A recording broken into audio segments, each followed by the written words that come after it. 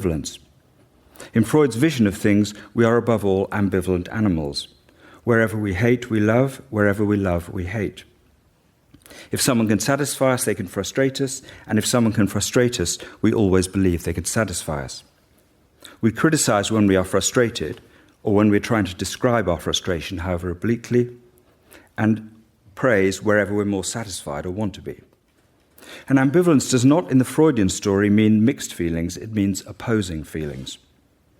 Ambivalence has to be distinguished from having mixed feelings about someone, Charles Rycroft writes in his appropriately entitled A Critical Dictionary of Psychoanalysis, as though an uncritical dictionary would be somehow simple-minded. Quote, "It refers to an underlying emotional attitude in which the contradictory attitudes derive from a common source and are interdependent, whereas mixed feelings may be based on a realistic assessment of the imperfect nature of the object." End of quote. Love and hate are the common source in this view, the elemental feelings with which we apprehend the world, and they are interdependent in the sense that you can't have one without the other, and that they mutually inform each other. The way we hate people depends upon the way we love them, and vice versa in this story. And given these contradictory feelings are our common source, they enter into everything we do. They are the medium in which we do everything. We are ambivalent in Freud's view about anything and everything that matters to us. Indeed, ambivalence is the way we recognize that someone or something has become significant to us. This means that we are ambivalent about ambivalence, about love and hate and sex and pleasure and each other, and so on. Wherever there is an object of desire in this account, there is ambivalence. But Freud's insistence about our ambivalence, about people as fundamentally ambivalent animals, is also his way of saying that we're never quite as obedient as we seem to be. That where there is devotion, there's always protest. Where there's trust, there's suspicion. Where there is self-hatred, guilt, there is self-love. We may not be able to imagine a life in which we don't spend a large amount of our time criticizing ourselves and others, but we should keep in mind that self-love is always in play. Self-criticism can be our most unpleasant, our most sadomasochistic way of loving ourselves. We are never as good as we should be, it seems, and neither are other people. Indeed, a life without a so-called critical faculty could seem like an idiocy. Though quite what kind of idiocy is not entirely clear. What are we, after all, but our powers of discrimination, our taste, the violence of our preferences? Our insufficiency is patent, though we do need to bear in mind that to feel not good enough is to have already consented to the standard we're being judged by. Clearly, self-criticism and the self as critical are essential to our sense, our picture of our so-called selves. It often happens, Swift wrote, that if a lie be believed for only an hour, it hath done its work, and there is no further occasion for it. The lie that self-criticism can so easily be, the relentless misnaming of the self, seems to require endless reiteration. And by the same token, nothing makes us more critical, more confounded, more suspicious or appalled or even mildly amused than the suggestion that we should drop all this relentless criticism, that we should be less impressed by it and start really loving ourselves. Or at least that self-criticism should cease to have the hold over us that it does. One reason, for example, that we might be less impressed, less in awe of the part of ourselves that criticises ourselves, is that there is one very striking fact about it that I will come back to. The self-critical part of ourselves that Freud calls a superego is remarkably narrow-minded.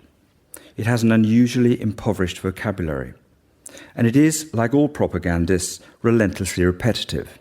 It doesn't, as they say, do us justice. It is cruelly intimidating. Lacan writes of the obscene superego, and it never brings us any news about ourselves.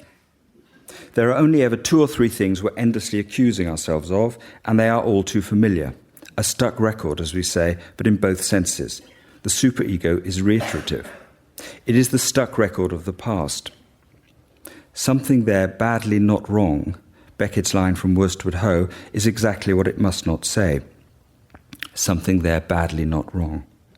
It is, in short, strikingly unimaginative, both about morality and about ourselves, the selves it insists on diminishing.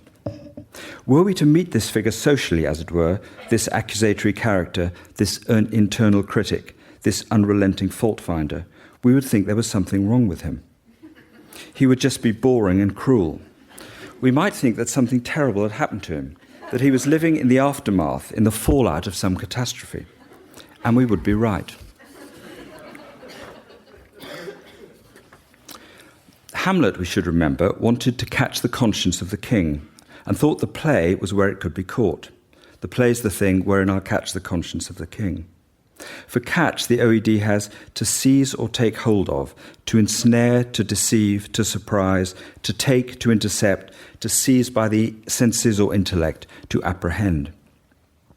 It also had, in the 16th century, our modern connotation of to catch out, but the term derives originally from hunting and fishing.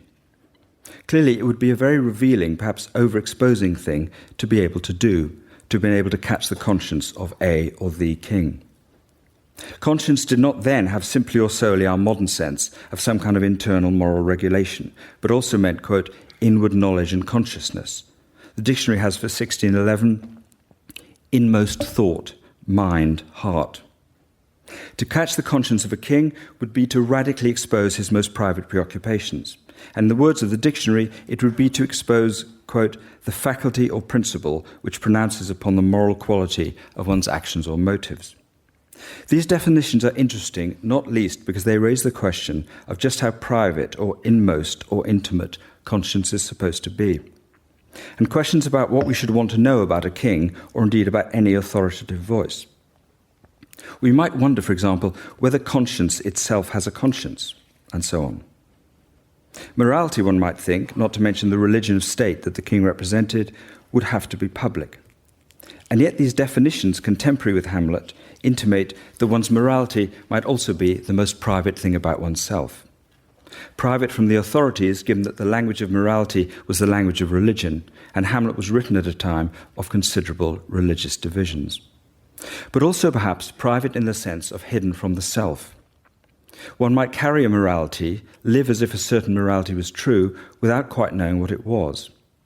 It would be like a morality that had no text to refer to, nor even knew perhaps that reference was required, an unconscious morality. And at its most extreme, the faculty or principle which pronounces upon the moral qualities of one's actions or motives may have no discernible or remotely popular cultural moorings. So in speaking one's mind, one might be speaking all sorts of other minds, some recognizable, some not. Hamlet, Brian Cummings wrote in his book Mortal Thoughts, quote, far from speaking his mind, confronts us with a fragmentary repository of alternative selves and searches within for the limits of being.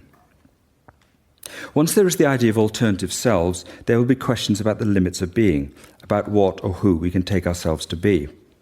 If conscience can be caught like a fish, like a criminal, it might be part of that fragmentary repository of alternative selves that are like a troupe of actors. If the play is the thing, then we can say that it was useful to have a cultural form in which the conscience of a king, or indeed of anyone, conscience itself being like a king, could be caught, exposed, seen to be like a character, and therefore thought about and discussed. What does the conscience of the king, or of anyone, actually look like? Who or what does it resemble? What does it wear? Being able to reflect on one's conscience, being able to look at the voice of conscience from varying points of view, is itself a radical act, one that psychoanalysis would turn into a formal treatment. After all, if the voice of conscience is not to be obeyed, what is to be done with it?